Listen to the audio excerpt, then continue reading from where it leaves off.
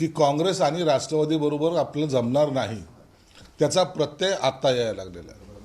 काँग्रेसने पहिली साथ सोडली, शरद पवार साथ सोडायच्या मनस्थितीत आहेत आणि म्हणून आता अखिला चलोरे हे न होता त्यांनी मनसेबरोबर युती करण्याचा प्रयत्न केलेला आहे. ज्यांची पालखी घेऊन उभाटा जात होतं, नाचत होतं, ज्यांना त्यांच्या मुखपत्रामध्ये फ्रंट पेजच्या बातम्या म्हणून त्याला ज्यांना दाखवत होतं, त्यांनीच आता यांची साथ सोडलेली आहे.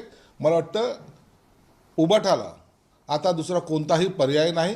त्यांचे उंबरठे झिजवणे हाच एकमेव पर्याय त्यांच्यासमोर उपलब्ध आहे. पवारांचं विधान आहे की आम्हाला जागा सन्मानजनक मिळाव्या उभाटा, जर आपल्याला युती करायची असेल किंवा एकत्र लढायचं असेल, या याच्यात ते आले. सन्मानजनक याचा अर्थ काय होतो?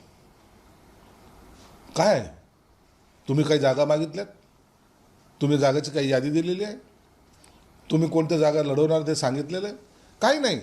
सन्मानजनक आम्हाला तोडगा निघाला पाहिजे, हे सर्व हे त्यांचं जे काही वाक्य आहे ते संभ्रमात टाकण्यासाठी त्यांनी केलेलं हे वक्तव्य आहे.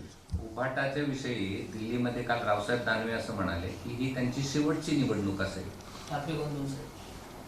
ही निवडणूक तशी शेवटचीच आहे.